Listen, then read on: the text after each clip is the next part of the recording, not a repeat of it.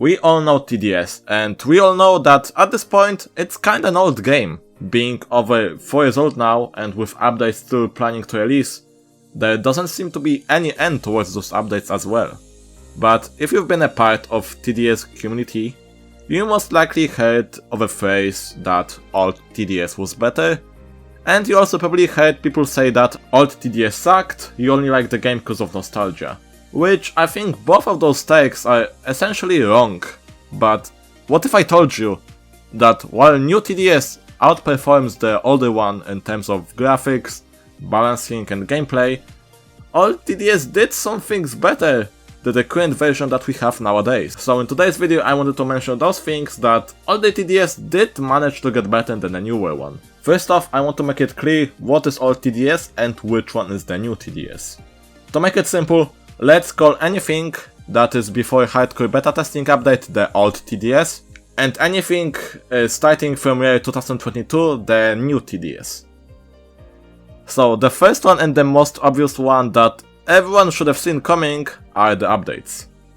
Old TDS was a time where there was an update pretty much every week or two, and in very early days it was even every few days.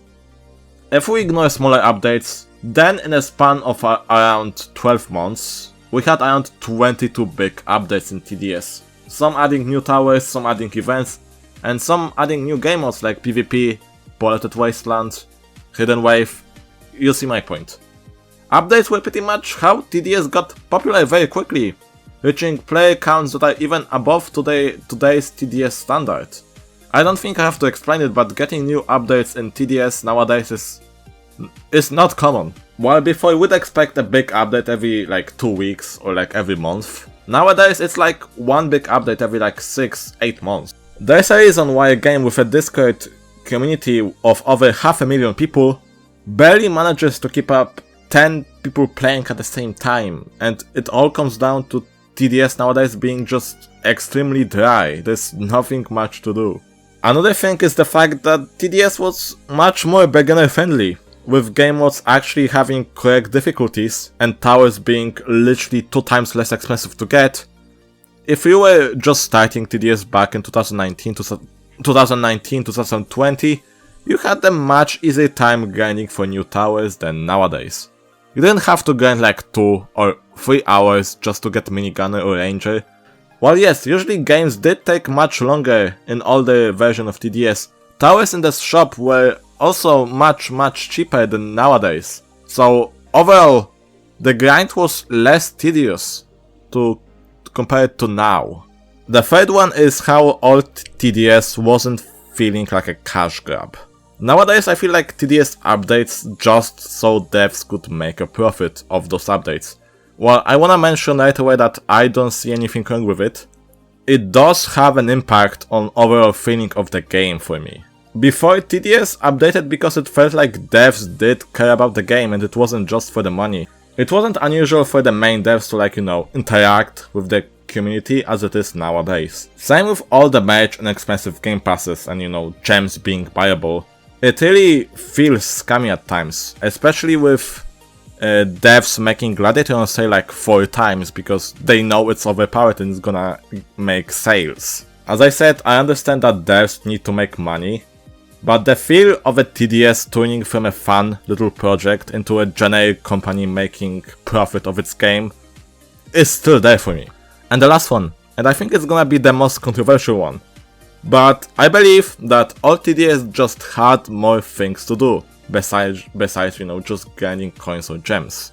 Essentially the gameplay of TDS comes down to grinding coins or gems and buying towers with that currency. While TDS does have special game modes, they don't differ that much from like general Fallen gameplay. They're like just Fallen but harder. The problem with TDS is that once you unlock everything, there's nothing really for you to do anymore. While this was not the case for old TDS. It had a lot of things to do, and it had a reason to keep on grinding the game even if you had everything unlocked. Things such as platinum crates. While being heavily criticized for being kinda useless, they were still a good addition to the game, and encouraged players to not only play on different maps, but also gave players a reason to continue playing by clearing all maps on all difficulties and having those, achievements or medals actually saved. Granted that score system and platinum crates were kinda buggy, at least the score system actually worked, unlike today. Same with grinding coins or levels. Back then it was a good idea to continue playing even when you had everything unlocked. You unlocked Mortar, guess what? TDS added a new tower that you need level 100 to unlock. You got all towers? Guess what? TDS added skins to the game. You got all the skins as well? Well, guess what? TDS added golden skins. And even if you had everything unlocked, you still had a reason to continue playing because there were so many updates in old TDS, there was a reason to continue playing. Nowadays, not really. There's not really many towers being added, especially just skins, but point is, all TDS had a big reason to continue playing the game even if you had everything unlocked, which is absent from nowadays. This is the biggest problem with TDS nowadays. There's just not a huge reason to continue playing if you have everything unlocked. The only reason is the skin crates that... The only reason I can come up with are the skins that TDS devs add, but you can ignore them because, we have so many skins and adding new ones isn't that exciting as it was like 3 years ago. It is true that TDS did get huge improvements when it comes to, graphics, balancing, gameplay, and you cannot deny that. TDS overall did get better when it comes to that.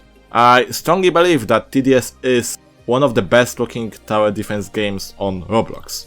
It's also one of the only Roblox games that I still actively play. And I also know that the devs have some huge updates being, worked on.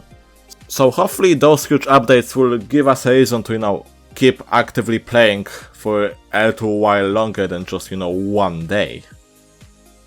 Game overall is an improvement to the older version. However, in doing so, it did lose something. I cannot describe what it is, but, I think it's mainly due to TDS.